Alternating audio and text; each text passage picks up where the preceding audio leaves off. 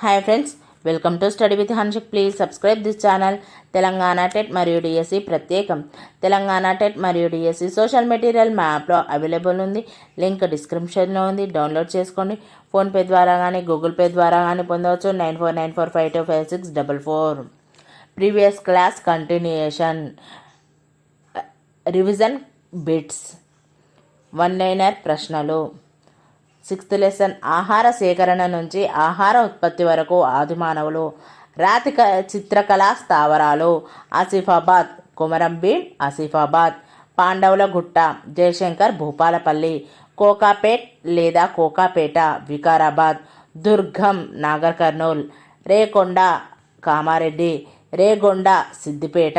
రామచంద్రాపురం భద్రాద్రి కొత్తగూడెం.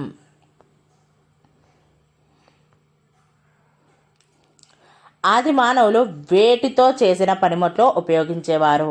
రాళ్ళు, ఎముకలు, కొయ్యతో. ఆది మానవులు తయారు చేసిన పెద్ద రాతి పనిముట్లు వేటి కోసం ఉపయోగపడేవి? మాంసం కోయడానికి, భూమిలో నుండి దుంపలను తవ్వడానికి, జంతువులను వేటాడడానికి. సూక్ష్మ రాతి పరికరాలు అంటే ముడి రాతి నుండి నునుపుగా, అణువుగా ఉండేలా చేసిన చిన్న రాతి పనిముట్లు.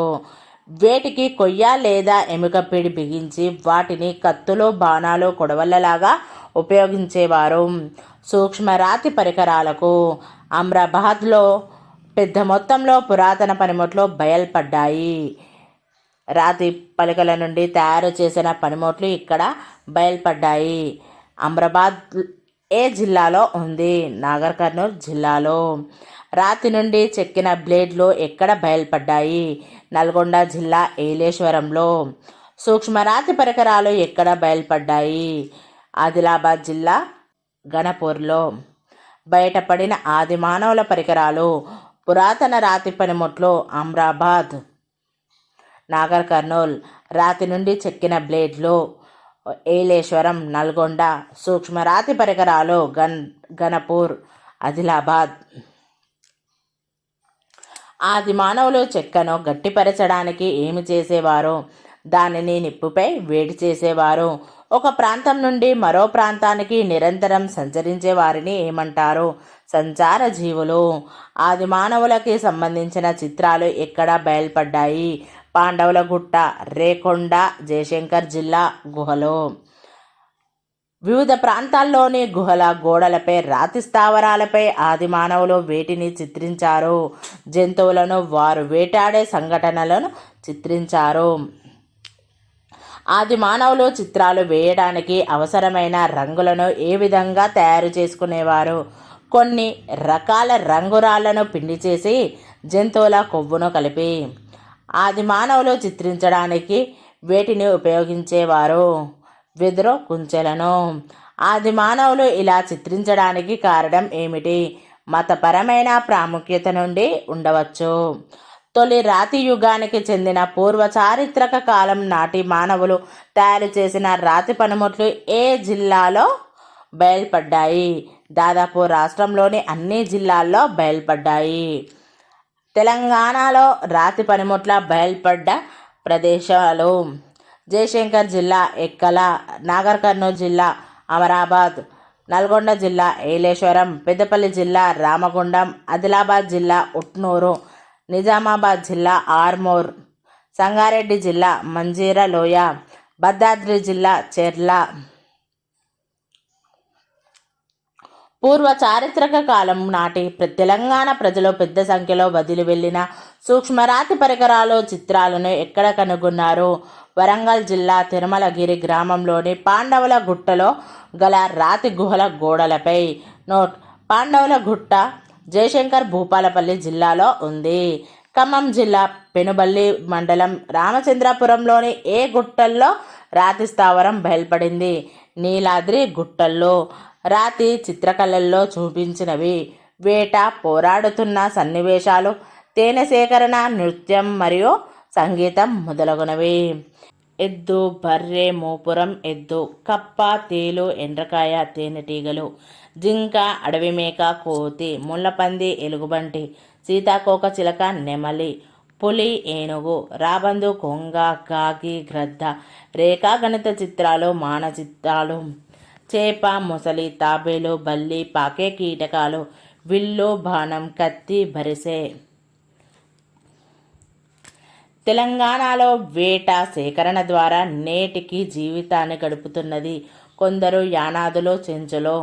ఆది మానవులు ఏ విధమైన సమూహాలుగా ఏర్పడి సంచార జీవితాన్ని గడిపేవారు.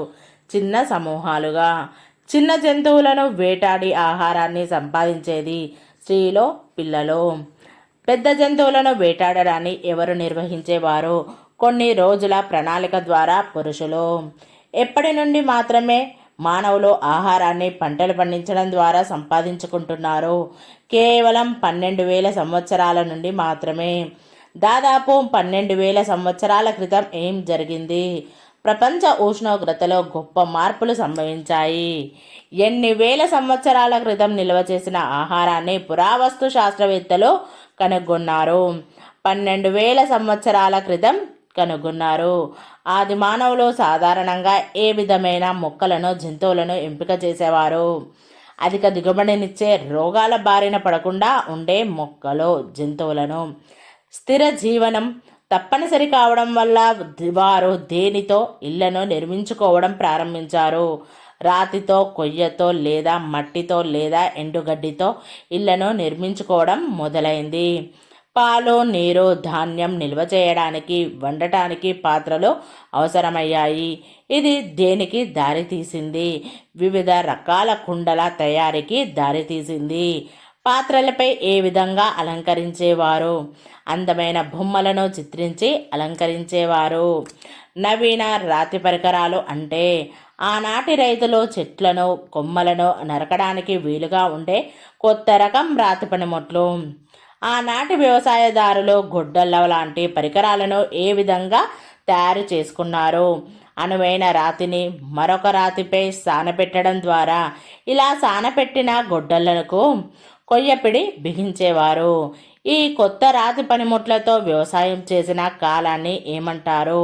నవీన శిలాయుగం లేదా కొత్త రాతి యుగం. నాగర్ కర్నూలు జిల్లాలోని ఆమ్రాబాద్లో ఏం లభ్యమైంది? చెక్కకు బిగించిన రాతి గొడ్డలి. మహబూబ్ నగర్ జిల్లాలో నవీన శిలాయుగం నాటి రాతి పనిముట్లు లభ్యమైన ప్రాంతం సేరుపల్లిలో. తెలంగాణ రాష్ట్ర పురావస్తు మ్యూజియం ఎక్కడ ఉంది? హైదరాబాద్లో ఉంది. పరికరాలు దొరికిన ప్రదేశం. చెక్కకు బిగించిన రాతి గొడ్డలి, ఆమ్రాబాద్, నాగర్ కర్నూల్. నవీన శిలాయుగం నాటి రాతి పనిముట్లు, సేరుపల్లి, మహబూబ్ నగర్. ఆధారం తెలంగాణ రాష్ట్ర పురావస్తు మ్యూజియం, హైదరాబాద్. భారతదేశంలో ఆది మానవుల ప్రారంభ వ్యవసాయ ఆనవాళ్లు సుమారు ఎన్ని సంవత్సరాల క్రితం బెలూచిస్తాన్లో బయటపడ్డాయి? 9,000 సంవత్సరాల క్రితం. కాశ్మీర్, బీహార్లో ఎప్పుడు బయలుపడ్డాయి? సుమారు 5,000 సంవత్సరాల క్రితం కాశ్మీర్లో. 4,000 లేదా 5,000 సంవత్సరాల క్రితం బీహార్లో బయటపడ్డాయి. భారతదేశంలో ఆది మానవుల ప్రారంభ వ్యవసాయ ఆనవాళ్లు బయటపడిన కాలం మరియు ప్రదేశం. కాలం, ప్రదేశం. 9,000 సంవత్సరాల క్రితం బెలూచిస్తాన్, 5,000 సంవత్సరాల క్రితం కాశ్మీర్, 4,000 లేదా 5,000 సంవత్సరాల క్రితం బీహార్. ఆది మానవులు జంతువులను మచ్చిక చేసుకున్న ఆనవాళ్లు ఎక్కడ దొరికాయి? దక్కన్ పీఠభూమిలో. తెలంగాణ, ఆంధ్రప్రదేశ్, కర్ణాటక రాష్ట్రాల సరిహద్దుల్లో దొరికాయి. ఈ రాష్ట్రాల్లోని అనేక ప్రదేశాల్లో కనుగొన్నవి పెద్ద పరిమాణంలో బూడిద దిబ్బలు. బూడిద దిబ్బలు కనుగొనబడిన ప్రదేశాలు తెలంగాణ, ఆంధ్రప్రదేశ్, కర్ణాటక. జంతువులను మచ్చిక చేసుకున్న ఆనవాళ్లు తెలంగాణ, ఆంధ్రప్రదేశ్, కర్ణాటక సరిహద్దుల్లో దొరికాయి. పురావస్తు శాస్త్రజ్ఞుల అంచనా ప్రకారం ఎన్ని వేల సంవత్సరాల క్రితం ఆది మానవులు ఈ ప్రాంతంలో పశుపోషణ చేపట్టినట్లు తెలుస్తుంది? 5,000 సంవత్సరాల క్రితం. ఈ దిబ్బలను ఎప్పుడు కాల్చి బూడిద చేసేవారు? పండగ సందర్భాల్లో. బూడిద కుప్పలు బయల్పడిన ప్రదేశాలు ప్రస్తుత తెలంగాణలోని నాగర్ కర్నూల్, ఆంధ్రప్రదేశ్లోని కర్నూలు, అనంతపురం జిల్లాలో బయటపడ్డాయి. బూడిద కుప్పలు బయల్పడిన జిల్లాలో తెలంగాణ నాగర్ కర్నూల్, ఆంధ్రప్రదేశ్ కర్నూలు, అనంతపురం. ఈ బూడిద కుప్పలతో పాటు కనుగొన్నవి నవీన శిలాయుగానికి చెందిన రాతి గొడ్డలి, రాతి పొరలు, కుండల అవశేషాలు మొదలగునవి కనుగొన్నారు. తెలంగాణలో నూతన రాతి యుగానికి చెందిన స్థావరాలు ఏ జిల్లాలో బయల్పడ్డాయి? వరంగల్, జనగాం, కరీంనగర్, పెద్దపల్లి, మహబూబ్ నగర్, హన్మకొండ, సిద్దిపేట, జయశంకర్, నాగర్ కర్నూల్, ఆదిలాబాద్. ఎక్కడ జరిపిన తవ్వకాలలో కాల్చిన మట్టి, వీటితో పాటు అసంఖ్యాకంగా సూక్ష్మరాతి పరికరాలు, చేతితో చేసిన కుండలు, ధాన్యాన్ని నిల్వ ఉంచే పాత్రలు లభ్యమయ్యాయి. వరంగల్ జిల్లాలోని పూలకొండలో. వరంగల్ జిల్లా పూలకొండలో జరిపిన తవ్వకాల్లో లభ్యమైనవి కాల్చిన మట్టి, అసంఖ్యాకంగా సూక్ష్మరాతి పరికరాలు, చేతితో చేసిన కుండలు, ధాన్యాన్ని నిల్వ ఉంచే పాత్రలు. దీన్ని బట్టి ఇక్కడ ఎన్ని సంవత్సరాల క్రితం మానవులు నివసించినట్లు తెలుస్తుంది. 3300 సంవత్సరాల క్రితం. నేటి వ్యవసాయం లెసన్. ఈ మొక్కల నుండి కాయలు కోయడం కష్టమైన పని. వేరుశనగ మొక్కల నుండి. వెంకటాపురం గ్రామంలో ప్రభుత్వ పథకాల కోసం ఎదురు చూడడానికి కారణం పొలాల్లో సంవత్సరాల్లో కొన్ని వారాలు మాత్రమే పని ఉండటం వల్ల. ప్రభుత్వ పథకాల ద్వారా ఎన్ని రోజులు పని దొరుకుతుంది? సంవత్సరంలో కొన్ని వారాలు మాత్రమే పని దొరుకుతుంది. ప్రభుత్వ పథకాల్లో పురుషులు, స్త్రీలు కూలి ఏ విధంగా ఉంటుంది? సమానంగా. రోజుకు 150 రూపాయలు. కూలీ రేట్లు ఎక్కువగా ఉండే పనులు. వ్యవసాయేతర పనులపైన ఇసుక లేదా ఇటుకలను ట్రాక్టర్లోకి ఎత్తడం, దింపడం వంటి పనులలో, భవన నిర్మాణాల్లో, పట్టణాలకు, నగరాలకు వెళితేనే ఈ పని దొరుకుతుంది. ప్రభుత్వ పథకాలకు ఏ విధమైన నైపుణ్యత అవసరం? ప్రత్యేక నైపుణ్యం అవసరం ఉండదు. వెంకటాపురంలోని చాలా కుటుంబాలు నగరాలకు, పట్టణాలకు వలస వెళ్ళడానికి కారణం వ్యవసాయేతర పనుల ద్వారా ఎక్కువ ఆదాయం వచ్చినా అలాంటి పనులు గ్రామీణ ప్రాంతాల్లో దొరకడం చాలా తక్కువ. వేరుశనగ మొక్కలు భూమి నుండి పీకడం, కుప్పలు వేయడం, మోయడం లాంటి పనులు చేసేది మగవారు. మొక్కల నుండి వేరుశనగ కాయలను వేరు చేసేది ఆడవారు. వెంకటాపురం గ్రామంలో ప్రస్తుతం బోరుబావిని ఉపయోగించడానికి కారణం చెరువు నీరు పొలాలకు చేరకపోవడం. బోరుబావి తవ్వకం చాలా ఖర్చుతో కూడుకున్నవి. పంట దిగుబడి తగ్గడానికి కారణం విత్తనాలు నాణ్యమైనవి కాకపోయినా, ఎరువుల పంట పెరుగుదలకు దోహదం చేయకపోయినా, రసాయనిక మందులు సరిగా పనిచేయకపోయినా. ఒప్పందపు వ్యవసాయ పద్ధతి విస్తృతంగా ఉందా? లేదు. తెలంగాణలోని కొన్ని ప్రాంతాల్లో ఏ పంటలు పండించడానికి రైతులతో కంపెనీలు ఒప్పందాలు చేసుకుంటున్నాయి? వరి, జొన్న, వేరుశెనగ, పత్తి, సోయా చిక్కుడు, ఆయిల్ఫా, కొబ్బరి, ఉసిరి, మిరప, దోసకాయ వంటివి. ఒప్పందపు వ్యవసాయంలో కంపెనీలు ఏం చేస్తాయి? రైతులు పాటించాల్సిన ప్రత్యేక నిబంధనలను, పద్ధతులను నిర్ణయిస్తాయి మరియు ఆర్థిక సహాయాన్ని కూడా అందిస్తాయి. ఒప్పందపు వ్యవసాయంలో కంపెనీలు ధరలు ఎప్పుడు నిర్ణయిస్తాయి? ముందుగానే నిర్ణయిస్తాయి. కోతలు కోసిన తర్వాత ముందుగా నిర్ణయించిన ధరలకు సరుకు కొనుగోలు చేసి పెట్టుబడులను తిరిగి తీసుకుంటాయి. ఒప్పంద వ్యవసాయం ద్వారా పండించిన పంటలను కంపెనీలు ఏ విధంగా ఉపయోగిస్తాయి? తమ ఉత్పత్తుల్లో చిప్స్, టమాటా సాస్, మందులు వంటివి ముడి పదార్థాలుగా వాడి వాటిని ఇతర దేశాల్లో అమ్ముతున్నాయి. కంపెనీలు పెట్టుబడులు పెట్టడాన్ని, ముందుగా నిర్ణయించిన ధరలకు కొనడాన్ని రైతులు స్వాగతిస్తున్నారా? చాలామంది రైతులు స్వాగతిస్తున్నారు. ఒప్పందపు వ్యవసాయంలో తక్కువ దిగుబడి వస్తే నష్టాన్ని భరించాల్సింది ఎవరు? రైతు. కోరుకున్నంత నాణ్యతగా పంటలు లేకపోతే కంపెనీలు ఏం చేస్తాయి? సరుకును తీసుకోవడానికి నిరాకరించి రైతులను ఇబ్బందులకు గురి చేస్తాయి. ఎరువులను, రసాయనిక మందులను, భూగర్భ జలాలను ఎక్కువ మోతాదులో వాడటం వల్ల ఏమవుతుంది? భవిష్యత్తులో భూగర్భ జలాల వనరులు తగ్గడం, భూమి సారం తగ్గడం వంటి అనర్థాలకు దారితీస్తుంది. ఒప్పందపు వ్యవసాయంలో రైతుల కుటుంబ స్థాయి ఆహార భద్రతకు ముప్పు ఏర్పడడానికి కారణం తమకున్న దాంట్లో మంచి భూములను ఒప్పంద వ్యవసాయానికి కేటాయించడం వల్ల. తెలంగాణలో ప్రతి 5గురిలో ఎంతమంది చిన్న రైతులు ఉన్నారు? 4. పెద్ద రైతుల వద్ద సాధారణంగా ఉండేవి వరికోత మిషన్, నూర్పిడి యంత్రం, ట్రాక్టర్. చాలామంది రైతులు ఉపయోగించేవి వరికోత యంత్రం మరియు నూర్పిడి యంత్రాలు. రైతులు పంటలు కోసిన తర్వాత ఎక్కడ ఎండబెడతారు? కళ్ళంలో ఎండబెట్టి గోదాంలో ధాన్యాన్ని నిల్వ చేస్తారు.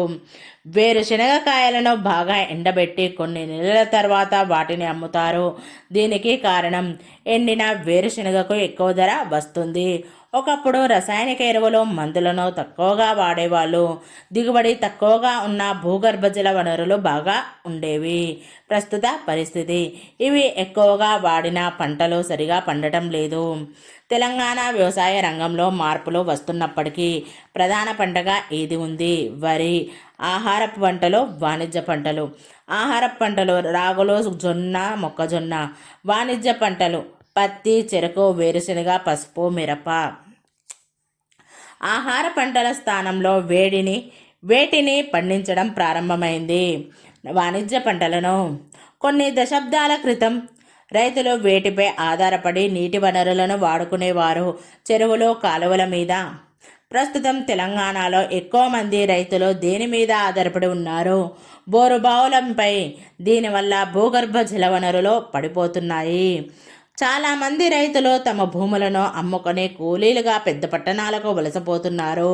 ప్రస్తుతం ప్రతి 5గురిలో ఎందరు చిన్న రైతులు ఇలాంటి గడ్డు పరిస్థితులను ఎదుర్కొంటున్నారు? 4. Thank you friends. ఈ వీడియో కనుక నచ్చినట్లయితే లైక్ చేయండి, షేర్ చేయండి, కామెంట్ చేయండి, సబ్స్క్రైబ్ చేయండి ఫ్రెండ్స్.